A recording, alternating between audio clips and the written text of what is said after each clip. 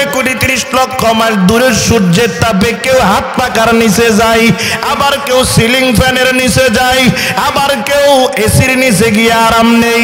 এই দুনিয়াতে এমনও প্রমাণ আছে ক্ষেত কামারে কাজ করতে আছে, সূর্যের তাপে মাথায় পাক দিয়া পড়ে গেছে, দুনিয়ার থেকে বিদায় হয়ে গেছে।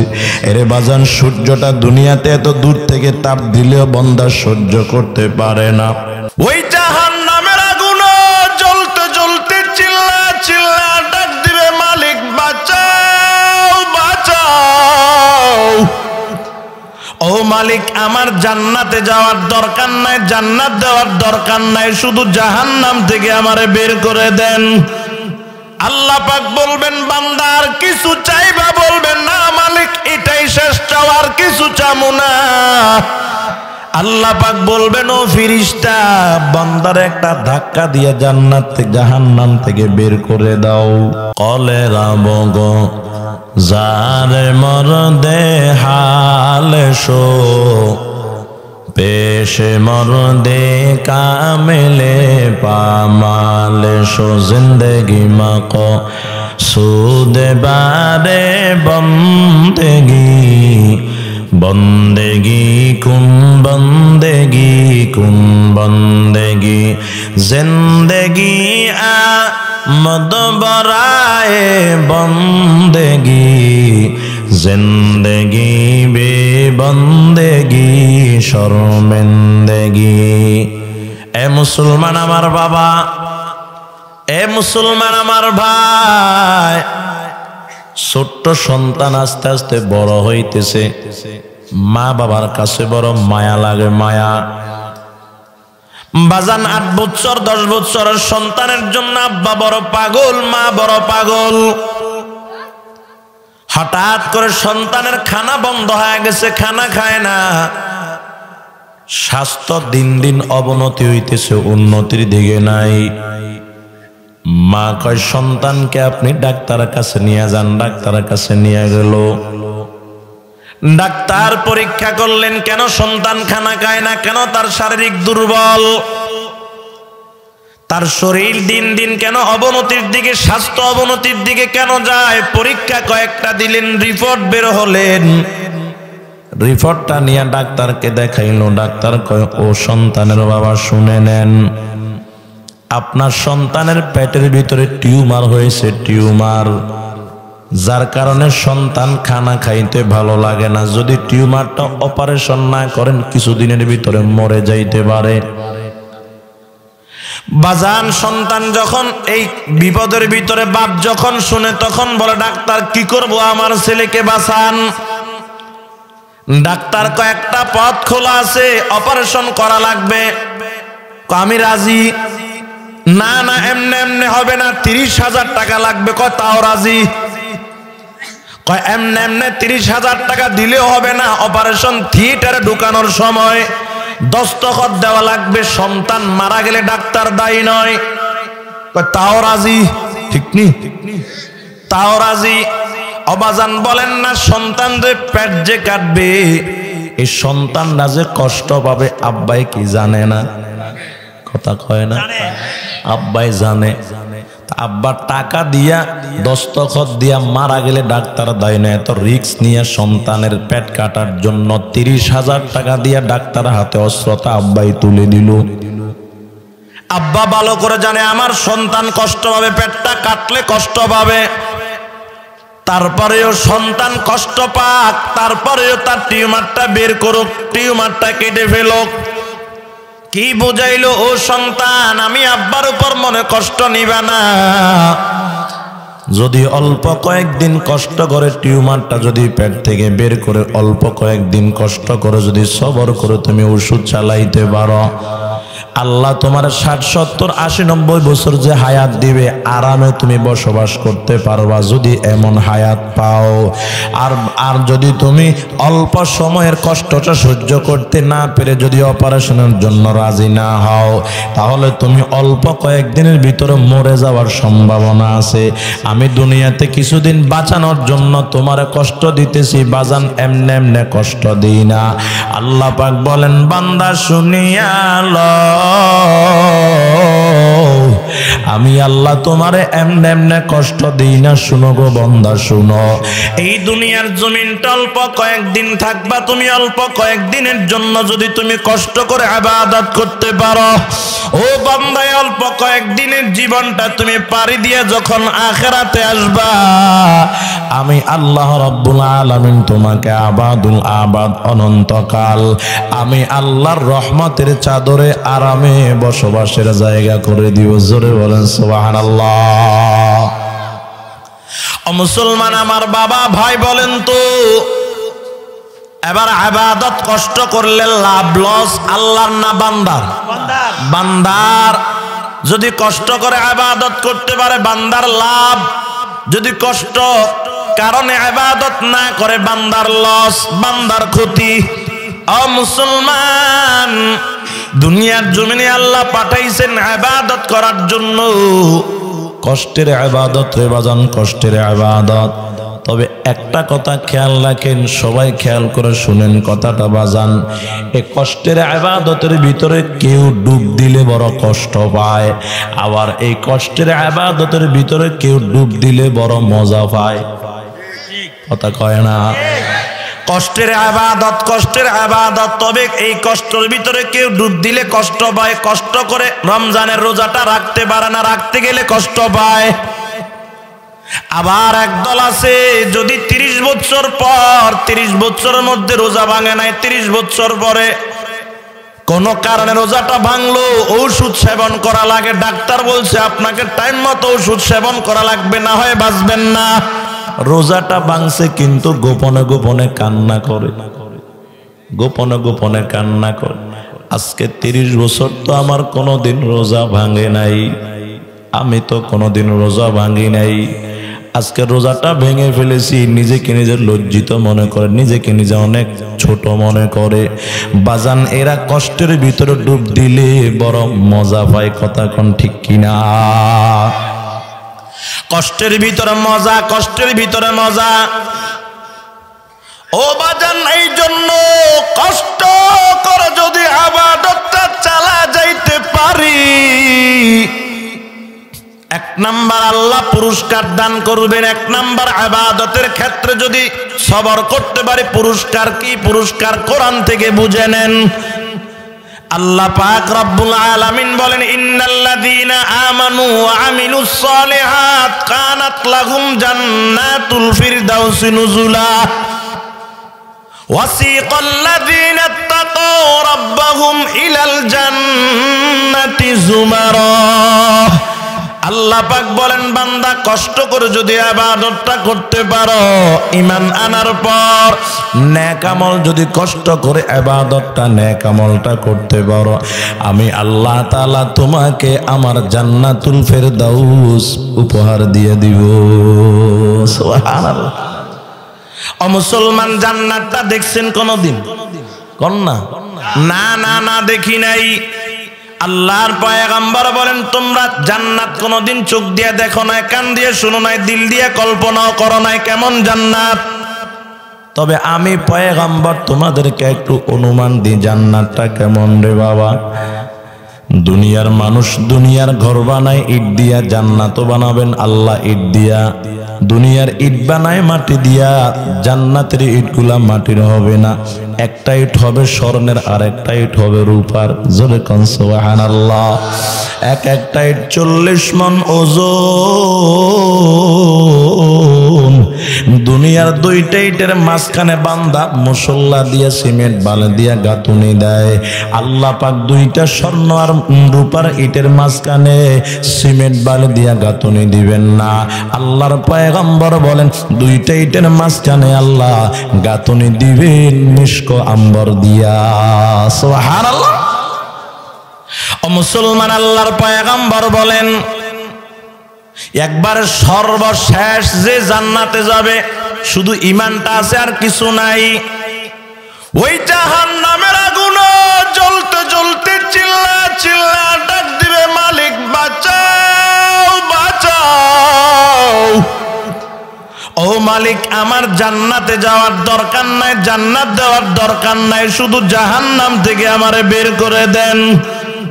আল্লাহ পাক বলবেন, বান্দা আর কিছু কিছু চাইবা বলবে না মালিক এটাই শেষ চাওয়ার কিছু চামু না।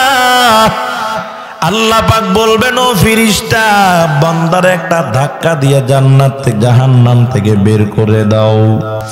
জাহান্নাম থেকে বের করে দিবে, তাকায় দেখবে মালিকের সৃষ্টি সুন্দর একটা বৃক্ষ দেখা যায়, সুন্দর বৃক্ষ। আল্লাহর বান্দা বলবে আল্লাহ কত সুন্দর একটা বৃক্ষ দেখা যায়, যদি তার নিচে যাইতে পারতাম কলিজাটা ঠান্ডা হয়ে যাইত। আল্লাহ পাক বলবেন বান্দারে তুই না বলছস আর কিছু চাইবি না, বলবে আল্লাহ এটাই শেষ চাওয়া আর কিছু চামু না। আল্লাহ পাক বলবেন ও ফেরেশতা আমার এই বান্দাকে আর একটা ধাক্কা দিয়ে ওই বৃক্ষের গোড়ায় পৌঁছায় দাও। বান্দাকে যখন বৃক্ষের গোড়ায় পৌঁছায় দিবে তাকায় দেখবে তার সামনে আরো সুন্দর একটা বৃক্ষ দেখা যায়। মালিক তোমার সৃষ্টি কতই সুন্দর, ও মালিক যদি ওই বৃক্ষের নিচে যাইতে পারতাম কলিজাটা ঠান্ডা হয়ে যাইত। আল্লাহ পাক বলবেন তুমি না বলছো আর কিছু চাইবা না, বলবে মালিক এটাই শেষ চাওয়ার কিছু চামু না। পাক বলবেন ফেরেশতা আর একটা ধাক্কা দিয়ে বান্দার ওই বৃক্ষের গোড়ায় পৌঁছায় দাও। ওই বৃক্ষের গোড়ায় পৌঁছিয়া তাকায় দেখবে তার সামনে আরো সুন্দর একটা বৃক্ষ দেখা যায়। জোরে বলেন সুবহানাল্লাহ। আল্লাহর পয়গম্বর বলেন ওই বৃক্ষের গোড়ায় যাওয়ার জন্য আবার বলবে আল্লাহ পাক বলবেন তুমি না বলছো আর কিছু চাইবে না, বলবে আল্লাহ এটাই শেষ চাওয়ার কিছু চামু না।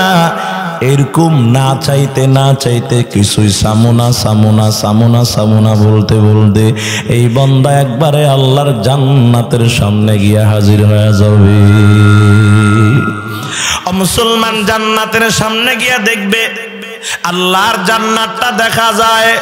ও মালিক আপনার জান্নাতটা কত সুন্দর। মালিককে চিরস্থায়ীর জন্য জান্নাত দেওয়া লাগবে না, একটু ঢুকার জন্য দেন, কেমন জান্নাত বানাইছেন দেখতে চাই। আল্লাহ পাক বলবে ফেরেশতা বান্দাটার কত আদর করে বানাইছি, আজকে আমার আদরের বান্দাটা আমার জান্নাতে একবার ঢুকতে চাই, দে দে দরওয়াজাটা খুলে দে। ফেরেশতা দরওয়াজা খুলে দিবেন, জান্নাতের ভিতরে ঢুইকা বলবে মালিক এত সুন্দর, তোমার জান্নাতটা এত সুন্দর আগে তো জানি না, ও মালিক কিছুক্ষণ থাকার জন্য দাও। আল্লাহ পাক বলবেন না না এখানে না, আমি আল্লাহ তুমি বান্দার জন্য 10 দুনিয়ার সমান একটা জান্নাত বানায় রাখছি। তখন বান্দা বলবে আয় রাব্বি আতাস্তাহজিউ মিন্নি ওয়া আনতা রাব্বুল আলামিন, ও মালিক আপনি তো রব্বুল আলামিন, আপনি আমার সঙ্গে মজাক করতেছেন। আরে এমনি জাহান্নাম থেকে বের হইতে পারতেছি না, আবার 10 দুনিয়ার সমান বুঝি জান্নাত। আল্লাহ পাক বলবেন না বান্দা না না, আমি আল্লাহ তোমার সঙ্গে মজাক করতেছি না, তুমি কি শুনো না? আমার হাবিব বলছে যেই বান্দা কালিমাটা পড়তে পারবে আর কালিমা নিয়ে মৃত্যুবরণ করতে পারবে, আমি আল্লাহ তাআলা ওই কালিমার বদৌলতে ওই বান্দার জন্য 10 দুনিয়ার সমান একটা জান্নাত বানায়া দিব। জোরে জোরে বলেন সুবহানাল্লাহ। আল্লাহ পাক তখন ডাক দিয়া বলবে বান্দা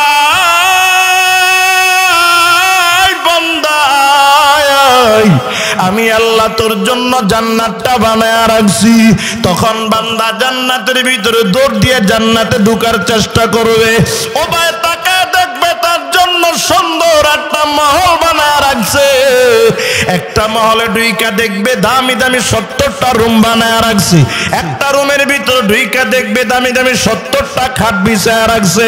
একটা খাটের উপর ওইটা দেখবে দামি দামি 70 প্রকারের বিছানা বিছায়া রাখছে। একটা বিছানার উপর ওইটা দেখবে দামি দামি 70 প্রকারের দস্তরখান বিছায়া রাখছে। একটা দস্তরখানের উপর ওইটা দেখবে দামি দামি 70 প্রকারের নাস্তা বানায়া রাখছে। একটা নাস্তা বান্দা মুখের ভিতরে দিবে, আল্লাহর বান্দা লেখেন 70 থেকে 80 বছর পর্যন্ত ওই নাস্তার স্বাদ বান্দার মুখ থেকে দূর হবে না।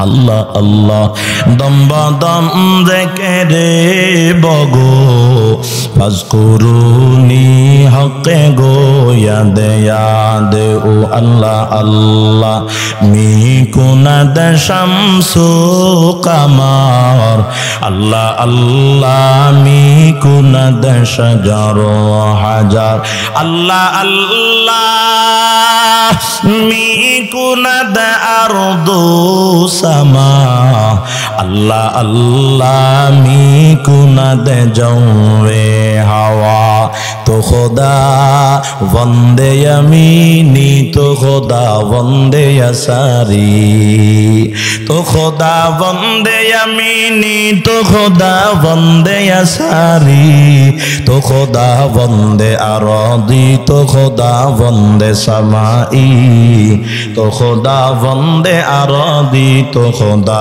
वंदे समाई तो खुदा वंदे करीबी तो खुदा वंदे बाईदी लिमनिल मुल्क तो गोई तो सजावार खुदाई लिमनिल मुल्क तो गोई तो सजावार खुदाई जबान खुले बोलेन इबादत करबो काর ও মুসলমান ওই জান্নাতে যাইতে গেলে তাহলে ইবাদত করা লাগবে নি কথা কন না বাজান ইবাদত করা লাগবে যদি ওই জান্নাতে যাইতে চায় নামাজ পড়বো কার জন্য রোজা রাখবো কার জন্য হজ যাকাত যাই সদকা নেক আমল যাই করি সব কিছু করব আমার আল্লাহর জন্য এক নাম্বার সবর আলাল ইবাদা ইবাদতের ক্ষেত্রে সবর করতে পারলে পুরস্কার দিবেন জান্নাত আমার আল্লাহ দুই নাম্বার সবর আনিল মাসিয়া গুনাহের ক্ষেত্রে সবর ও বাজান যার কাছে যৌবন আছে সে গুনাহ করতে মন চাবে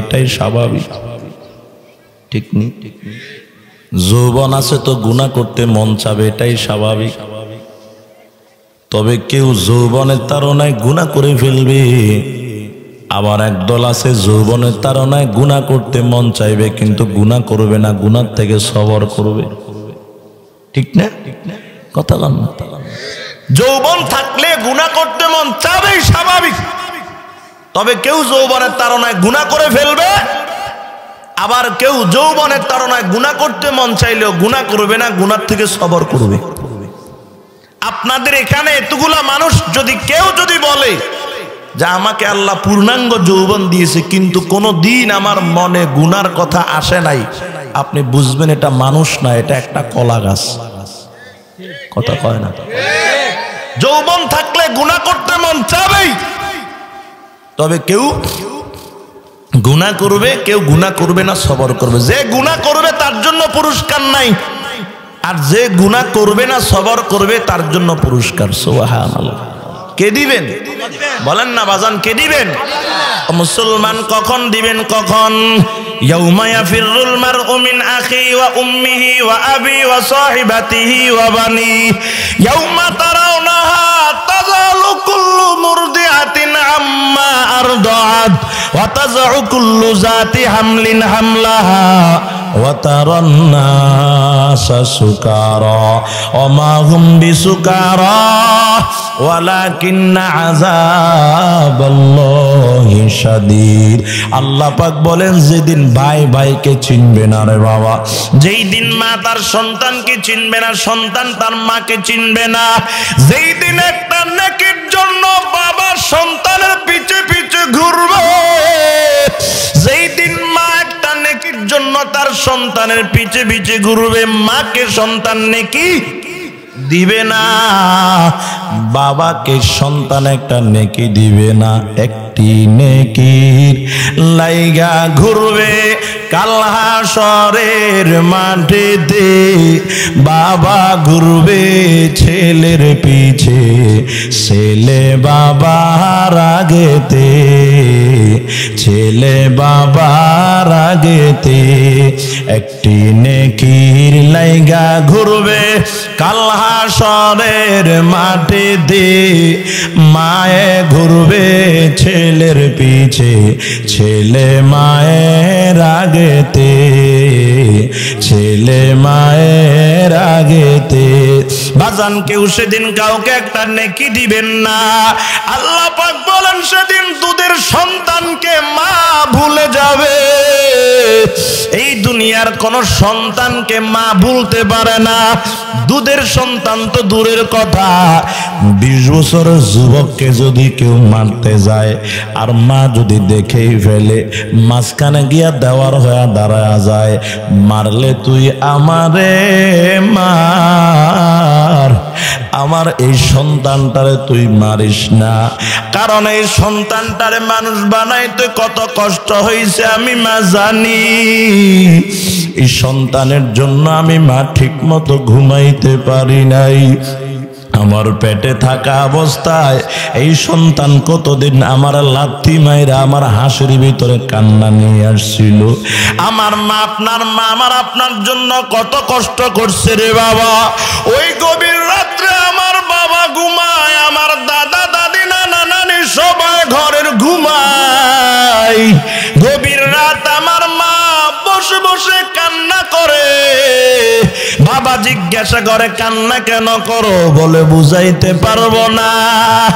আমার পেটের ভিতরে সন্তানের বয়স 9 মাস, লাথি দিয়ে দিছে কলিজা বরাবর। আমি ঘুম থেকে জেগে গেছি, আমি আর ঘুমাইতে পারি না। এই সন্তান, এই মা এত কষ্ট করছে, মা এত কষ্ট করছে রে বাবা। সারাদিন কাজ করার পর বেলা 3টার সময় যখন খানা খাইতে গেল 9 মাসের পেটটা নিয়া, এরে বড়া ক্ষুধা মায়ের পেটে, সবাই রে খানা খাওয়াইয়া মা খানা খাইতে গেছে। কত ক্ষুধার জ্বালায় বসতে পারে না। একদিকে সন্তানের পেটটা নিয়ে মা হাঁটতে পারে না। উঠতে বলছে আল্লাহ, বসতে বলছে আল্লাহ, বড়া ক্ষুধা নিয়ে মা খানা খাইতে বসছে। ও ভাই একটা লোকমা মাত্র মুখের ভিতরে দিবে, এমন সময় কত সন্তান আছে মায়ের কলিজা বরাবর একটা লাথি মারা দিস। মা খানার প্লেটটারে ফালাইয়া একটা দৌড় দিয়া মা বিছানার ভিতরে বুকে বালিশ নিয়া চিল্লায়া চিল্লায়া কান্না করে। আমার মায়ের কান্নাকে দেখে মা একবার প্রস্রাব খানায় দৌড়ায় আর একবার ঘরে আসে। ওরে মায়ের প্রসব বেদনা উঠে গেছে, কাউকে লজ্জায় বলতে পারে না। আমার দাদি আর আপনার দাদি মুরব্বীরা দেখা কয় কি ও বৌমা এমন কেন করো? বলে মা সহ্য করতে পারি না। ডাক্তার খবর দিছে, ডাক্তার আইসা স্যালাইনটা লাগায়া দিছে। এরে যেই মায়ের আওয়াজ কোনো দিন ঘর থেকে লজ্জায় বের হতো না, ওই দিন মা প্রসব বেদনায় এত জোরে চিল্লায় পুরা বাড়িটা খবর করে দেয়। একবার ডাক দেয়া কয় স্বামী বিদায় দাও। ও স্বামী আজকে 1 বছর তোমার সঙ্গে ঘর সংসার করেছি, স্বামীরে যদি কোনো অন্যায় করে ফেলি মাফ করে দাও। কারণ যে মামলায় পড়েছি মনে হয় আমি আর দুনিয়া দেখব না। ও বাজান আমার কলিজার যুবক ভাই, এই দুনিয়াতে দেখেছি সন্তানকে মা প্রসব করতে গিয়া মা দুনিয়ার জমিন থেকে বিদায় হয়ে গেছে, সন্তান এখনো আছে রে বাবা। এই মাকে তুমি কষ্ট দাও। আমার বাড়ির পাশে আমার এক চাষির কথা বলে শুনো রে বাবা। অনেক কষ্ট করতেছে সন্তানকে পেটে নিয়ে, প্রসব বেদনা উঠছে, সহ্য করতে পারে নাই। ওই ফেনি নিয়ে ভর্তি করাইলো, সিজার করলো। এরে বাজান যখন হুশে ফিরে আসলো, আল্লাহর কসম করে বলতেছি এক জাররা মিথ্যা কথা বলতেছি না রে বাবা, হুশে যখন ফিরে আসলো বলে আমার সন্তানটা কই? সন্তানটাকে মায়ের বুকের উপর দিয়েছে। দুই গালে দুইটা চুমু দিয়া চোখ বন্ধ করছে আর জীবনের জন্য খোলে নাই রে বাবা। মা দুনিয়া থেকে চলে গেছে, সন্তানটা এখনো দুনিয়াতে আছে। তুমি আজকে একটা সুন্দরী নারী পাইয়া সেই মাকে ভুলে গেছো রে বাবা। সুন্দরী একটা মেয়ে পাইয়া সেই বাবারে ভুলে গেছো। আল্লাহ পাক বলেন দুধের সন্তানকে মা হাসর ময়দানে ভুলে যাবে, দুনিয়াতে মা সন্তান কোনোদিন ভুলতে পারে না। আল্লাহ পাক বলে গর্ভবতী মা গর্ভপাত করে ফেলবে, সেদিন টেরও পাবে না। মানুষগুলা মাতাল মাতাল হয়ে দৌড়াবে, মানুষগুলার হোশ থাকবে না। কেন এমন করবে? আল্লাহর আযাবের ভয়।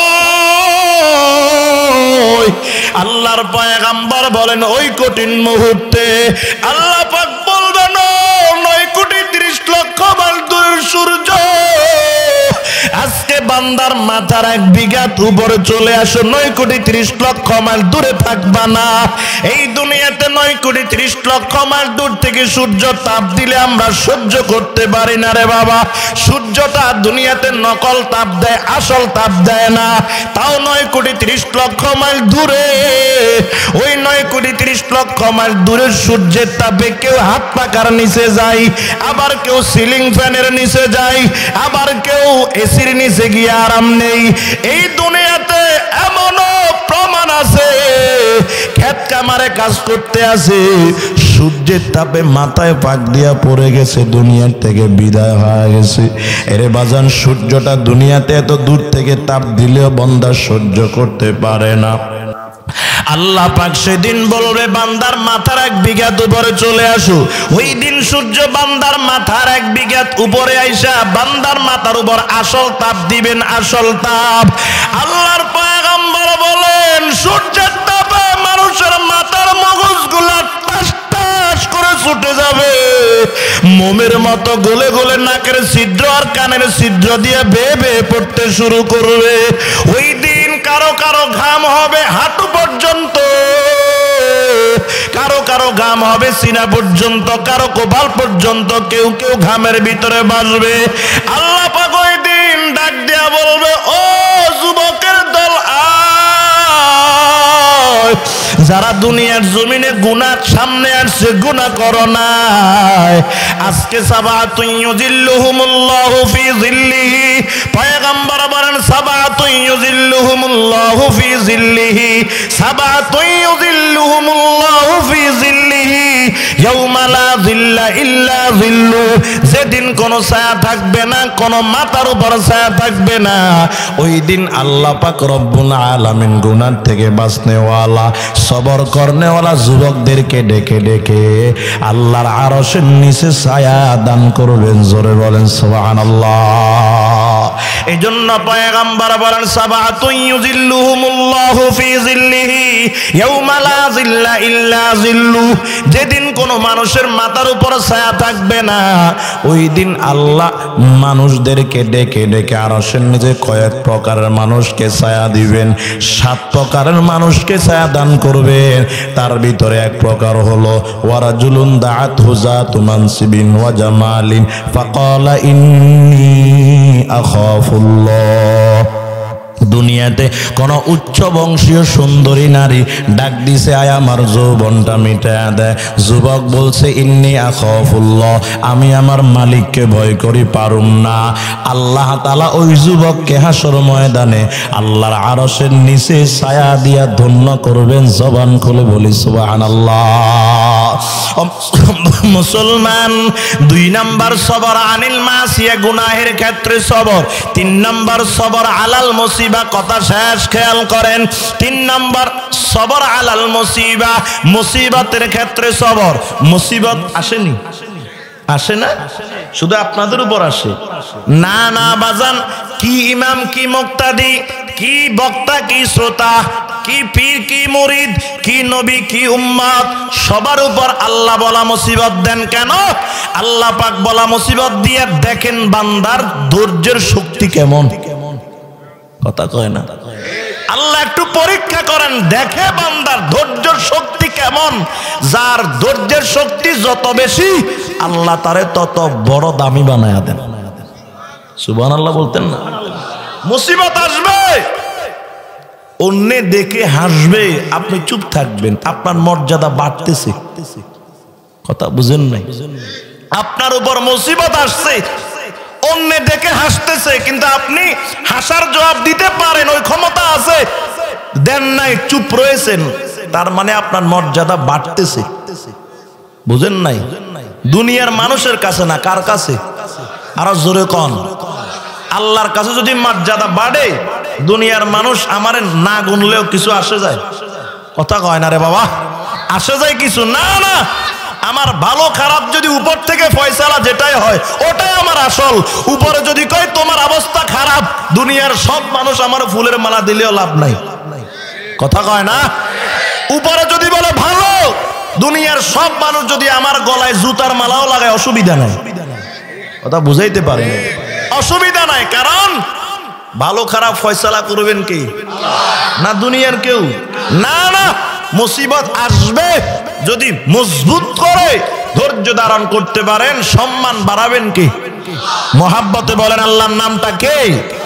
ও মুসলমান, এজন্য আল্লাহ বলেন ওয়ালা নাবলুওয়ান্নাকুম বিশাইইন মিনাল খাউফি ওয়াল জুই ওয়া নাকসিম মিনাল আমওয়াল ওয়াল আনফুস ওয়াস সামারাত। আল্লাহ বলেন এই পাঁচটা জিনিস দিয়ে পরীক্ষা করব, যে ব্যক্তি পাস করতে পারবে সুসংবাদ।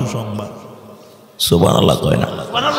আরো জোরে বলেন সুবহানাল্লাহ। একটু জিকির করেন লা ইলাহা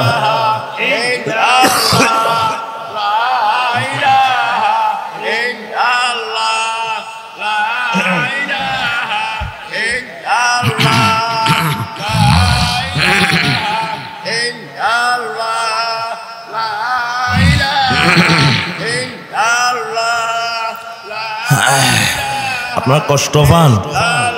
কষ্ট পাইতেছেন আপনারা বাজান? লা ইলাহা ইল্লাল্লাহ মুহাম্মাদুর রাসূলুল্লাহ। তাহলে পরীক্ষা আসবে কার পক্ষ থেকে? বলেন না? তো দুনিয়ার কোন মানুষকে দোষ দিয়ে লাভ নাই। খাইরিহি ওয়া শাররিহি মিনাল্লাহি তাআলা। বিশ্বাস করতে হবে। বলা মুসিবত আসছে, কোন বিপদ আসছে, বুঝবেন আল্লাহ দিয়েছেন। কেন? দেওয়ার পিছনে কারণ আছে। এগুলো লম্বা কথা। দেওয়ার পিছনে কারণ আছে, তার ভিতর একটা কারণ হলো আমার বিপদ আসছে আমার গুনার কারণে, আমার পাপের কারণে। আইলা নাইলা নার্গিস, করোনা, অরোনা, অমিক্রন, ইহু, যা কিছু আসতেছে, আমাদের গজব আসতেছে আমাদের পাপের কারণে। কথা কয় না? কারে কি দোষ দিবেন? গুনাহ বাড়বে, আযাব বাড়বে, গুনাহ কমবে, আযাব কমবে। আজ থেকে 20 বছর আগে যেই গজব আযাবের নাম শুনেন নাই, আজ থেকে 20 বছর পরে আরো কয়েকটা শুনবেন, দেখবেন। কথা বুঝাইতে পারি না? কারণ কিয়ামত যত সামনে আগাইতেছে, মানুষ জাহান্নামের দিকে তত বেশি দৌড়তেছে। কথা কয় না? আজকে যদি এখানে একজন শিল্পী আনা হতো, মহিলা শিল্পী, মানুষ এগুলো হইতো। কথা কয় না? জায়গা হইতো, জায়গা হইতো। করোনা আসতেছে, বিধিনিষেধ শুরু করে দিয়েছে, মানতে হবে, মাস্ক ফরজ করে দিয়েছে। আর ওদিক দিয়া নারী আনছে, ওই ফেনী কলেজে জায়গা নাই। কথা কয় না? আসেনি জায়গা নাই। তো গজব আসবে না, আর কি করবে বলেন না? এখন তো দরকার ছিল ফেনী জেলার ভিতরে, ফেনীর কলেজ মাঠে কোরআন খতমের ব্যবস্থা করার দরকার ছিল। সেখানে আনছে উলঙ্গ নারী, আর সেখানে আমরা গিয়া এমন ভিড় করলাম, সরকার বা ডাক্তারের কথা অনুযায়ী মানুষ একসাথ হইলে করোনা বাড়ে, ওখানে করোনা কমছে। যদি তাদের কথা মতো এমন হয়, তাহলে মানুষ ভিড় হয়েছে। আমার মনে হয় এত লোক আপনারা দেখছেন হয়তো কোনো সময়, আমার বয়সে আমি অত লোক আমি তো দেখি নাই, শুনছি যে পরিমাণের মানুষ থেকে, যে পরিমাণে শুনছি, কলেজ মাঠ ভর্তি, এরপরে মিজান রোড ভর্তি, ওই স্টেশন রোড সব ভর্তি হয়ে গেছে। এরকম মানুষ আমি তো কোনোদিন শুনি না একটা ওয়াজ মাহফিলে যাইতে। আযাব আসবে না, কি করবে? আল্লাহ আপনি আমাদেরকে হেফাজত করেন, সকলে বলে আমিন। তাহলে মুসিবত আসবে, সবর করতে হবে। আল্লাহ পরীক্ষা করার জন্য দিতেছে, যদি পরীক্ষার ভিতরে একটু সবর করতে পারি, সম্মান মর্যাদা মূল্য বাড়াবেন কি আল্লাহ। ও মুসলমান, বলতে চাইছিলাম বলা মুসিবত শুধু আপনার উপর আমার উপর এমন নয়, আল্লাহ আম্বিয়া কেরামদেরকেও বলা মুসিবত দিয়ে পরীক্ষা করছেন। আমার নবী যদি দোয়া করতেন আল্লাহ উহুদ পাহাড়কে স্বর্ণ বানায়া দেন, আল্লাহ পারতেন না? কথা কয় না। কিন্তু রসুল ক্ষুধার্ত অবস্থায় এক বেলা দুই বেলা তিন বেলা ছিলেন রে বাজান, পরীক্ষা। ও মুসলমান, আল্লাহর পয়গম্বর পরীক্ষার ভিতর অধৈর্য হন নাই। আল্লাহর পয়গম্বর ইব্রাহিম আলাইহিস সালাতু ওয়াস সালামের নাম শুনছেন। আল্লাহ বড় বড় কয়েকটা পরীক্ষা করছেন, তার ভিতরে পরীক্ষা একটা করছে, ও ইব্রাহিম যাও সন্তান এবং বিবিকে নিয়ে মরুভূমির ভিতরে রাইখা আসো। আজকে 27 বছর বয়স আপনার, বিবাহ করেছেন 28 বছর বয়সে একটা সন্তান হইছে, কষ্ট করেন নাই, কোন অপেক্ষাও করা লাগে নাই, বেশি দিন চিন্তাও করা লাগে নাই। 1 বছরের মাথায় আল্লাহ সন্তান দিয়ে দিছে। সন্তানের বয়স মাত্র 3 মাস। আপনি সন্তানটারে তার মা দাদা দাদি নানা নানি আত্মীয় স্বজনের কাছে রাজকীয় হালতে রাইখা বিদেশের বাড়ি যাইতেছে। আব্বাজান 3 মাসের সন্তানটারে যাওয়ার সময় বুকের ভিতরে নিয়ে কান্নাকাটি করেনি? কথা কয় না কেন রে বাজান? সন্তানটা তো এখন আব্বা কয়াও ডাকতে পারে না, একটা মায়া লাগা গেছে, মায়া। এই সন্তানের জন্য আব্বা এমন কষ্ট করা লাগে নাই, অপেক্ষাও করা লাগে নাই। বিবাহের 1 বছর বড়ের সন্তান, এত যদি মায়া হয়। ইব্রাহিম আলাইহিস সালাতু ওয়াস সালামের প্রথম বিবির ঘরে কোনো ছেলে মেয়ে নাই, দ্বিতীয় বিবাহ করেছে হাজরা আলাইহাস সালামকে।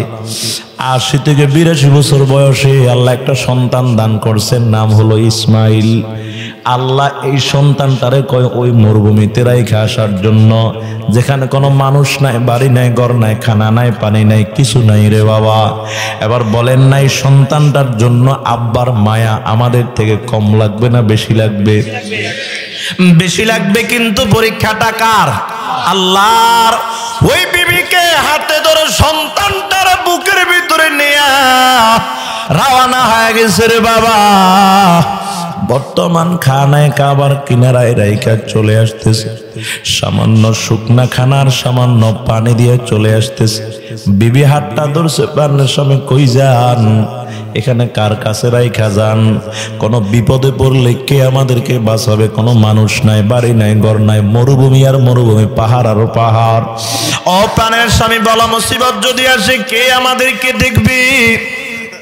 খানা শেষ হয়ে গেলে কে খানার ব্যবস্থা করে দিবে? কার হুকুমে রাইখা যান?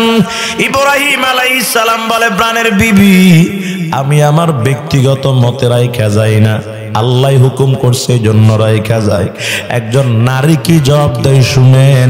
আল্লাহর পয়গম্বর ইব্রাহিম আলাইহিস সালামের বিবি হাজরা আলাইহাস সালাম বলে, যদি আল্লাহ হুকুম কইরা থাকে আপনার যাওয়া, আপনি চলে যান। যত সমস্যা হবে সব সমস্যার সমাধান করবেন আমার আল্লাহ। ও মুসলমান, আমার বাবা ইব্রাহিম আলাইহিস সালাতু ওয়াস সালাম রওনা হয়ে গেল। মনটা মানে না, তারপরে রওনা হয়ে গেল। চোখের পানি টলমল করে ফেলায় না, কারণ হাজেরার মন ভেঙে যাবে, এই জন্য ধৈর্যের পাহাড় পরিচয় দিয়ে রওনা হয়ে গেল। ওই পাহাড়ের কিনারায় যায়, আর সহ্য করতে পারে না। পাহাড়ের কিনারায় গিয়া কান্না করে, আবার মালিকের কাছে দোয়া করে, রব্বানা ইন্নী আসকানতু মিন যুররিয়াতি বিওয়াদিন গায়রি জি জারইন ইনদা বাইতিকাল মুহাররম রব্বানা লিয়ুকিমুস সালাহ ফাজআল আফইদাতাম মিনান নাসি তাহভি ইলাইহিম ওয়ারযুকহুম মিনাস সামারাত লাআল্লাহুম ইয়াশকুরুন। ও আল্লাহ, আমার কলিজার টুকরা ইসমাইল এবং হাজেরাকে আপনার পবিত্র ঘরের কিনারায় অনামাদি এলাকায় রাইখা যাইতেছে। আল্লাহ গো, তাদের কাছে তাদের যেন নামাজ কায়েম করতে পারে। কোনো মানুষ যদি আসে তাদের মনগুলা এদের দিকে মাইল করে দিয়েন। আল্লাহ যদি পছন্দ হয় কিছু ফলের ব্যবস্থা করে দিয়েন। বাজানদের ধৈর্যের সহিত দোয়াটা করছে, আল্লাহ এত কবুল করেছে। যেই জায়গায় কোনো ফলের নামগন্ধও ছিল না, ফলের গাছের নামগন্ধও ছিল না, আল্লাহ এত ফল ওই জায়গায় বর্তমানে দিয়ে দিছে, পুরা আরব রাষ্ট্র খায়াও শেষ করতে পারে না। কথাগণ ঠিক কিনা? মুসলমান রওনা হয়ে গেল, নিজের বাড়িতে চলে গেল। পরীক্ষা আল্লাহ পাক বলে, ইব্রাহিম যাও, এবার তোমার সন্তানটার নিজ হাতে জবাই করে দাও। ও বাজান, সুরি এবং রশিনিয়া বাড়িতে রওনা। সন্তানের বয়স 12 থেকে 13 বছর। বাড়িতে গিয়া বলে, হাজেরা ইসমাইলকে সাজায়া দাও, দাওয়াতে নিয়ে যাও। সন্তান খুশি, মাও খুশি, দাওয়াতে নিয়ে যাই। ফালাম্মা বালাগা মাহু সায়া قال يا بني إني أرى في المنام أني أذبحك فانظر ماذا ترى। ও ভাই, জায়গা মতো নিয়া মায়ের থেকে অনেক দূরে নিয়া বলে, সন্তান রে তোমার এখানে কেন আনছি তুমি কি জানো? বলে, না বাজান, জানি না।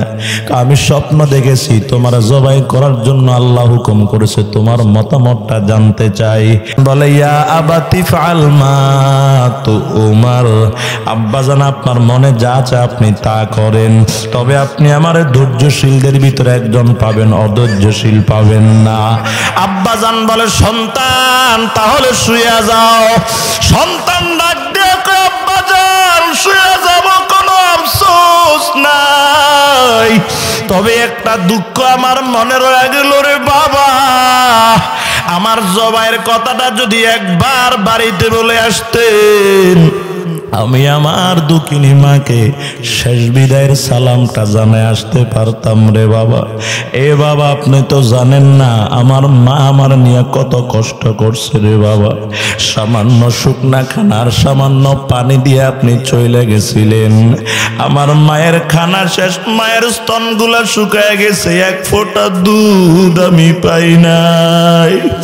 আমার কান্না আমার মা সহ্য করতে না পেরে মায়ের জিহ্বাটা আমার মুখের ভিতরে দিয়ে দিছে। আমি মায়ের জিহ্বাটা টানতে টানতে টানতে টানতে শুকায় ফেলছি, এক ফোঁটা লালাও নাই।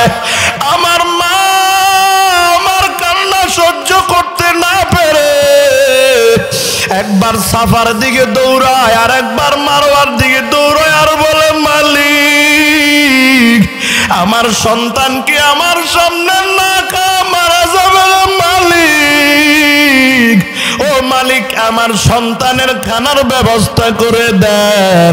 আমার মায়ের কান্নার আমার কান্না আল্লাহ সহ্য করতে না পেরে আমার পায়ের নিচে পানির ফোয়ারা জারি করে দিল। ও বাজান, সেখান থেকে আজকে আমি ইসমাইল, আজকে যদি আমার মা শুনে আমার গলায় ছুরি চালাইছেন, মা তো পাগলিনী হয়ে যাবে। আমার মাকে বলবেন অধৈর্য যেন না হয়। আমার মাকে বলবেন, আল্লাহ যদি কবুল করে মায়ের সঙ্গে আমি জান্নাতে দেখা করব। ও বাজান, আজকে আপনার একটা সন্তানকে যদি এই মাদ্রাসার উস্তাদ একটা ব্যত্রাঘাত করে আপনি সহ্য করতে পারেন না, আপনার সন্তান মা কত কষ্ট করে লালন পালন করে, সারাদিন মা সন্তানকে পালে, সন্তান মাকে বিরক্ত করার পর মা বিরক্ত একটা থাপ্পড় দেয়, রাত্রে বিছানায় গিয়া পেটের জামাটা উল্টে দেখে দিনের বেলায় যে থাপ্পড় মেরেছি কোনো দাগ হয়ে গেল কিনা। যদি দেখে দাগ হয়ে গেছে, মা সহ্য করতে পারে না, জিহ্বায় কামড় দিয়া মা চোখের পানি ফালায়া কান্না করে। নিজের সন্তানকে নিজে একটা থাপ্পড় দিয়ে সহ্য করতে পারে না রে বাবা। ওস্তাদ মানুষ বানানোর জন্য একটা ব্যত্রাঘাত করলে সহ্য করতে পারে না, ওইখানে বাবা নিজে ছুরি দিয়া সন্তানকে জবাই করতেছে। কত বড় মারাত্মক পরীক্ষা। সন্তান ডাক দিয়া কয়, বাবা আমি তো আপনার কলিজার টুকরা ইসমাইল। ও বাবা, আপনি যদি আমার চেহারার দিকে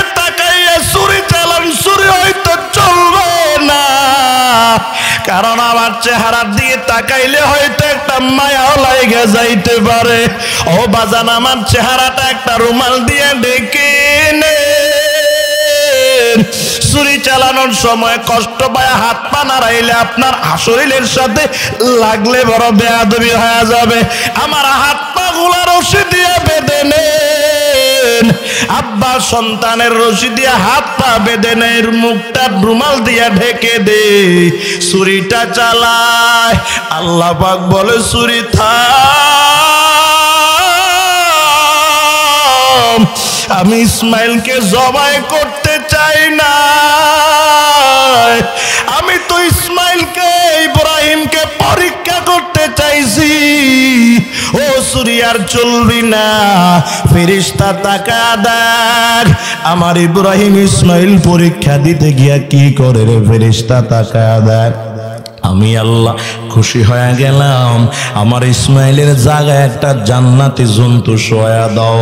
জান্নাতি জন্তু শোয়া দিল। ইসমাইল দাঁড়ায় গেল। ইব্রাহিম কান্না করে, আল্লাহ কি কারণে কোরবানি কবুল করেন না? ইসমাইলকে জবাই করতে তো পারি না, রাগ হয়ে গেলেন কিনা? আল্লাহ কয়, না না, রাগ নয়, যাও বাড়িতে। আমার হাজেরা সন্তান হারায় কেমন করে কান্না করে। আমার হাজেরার কান্না আমি আল্লাহ সহ্য করতে পারি নাই।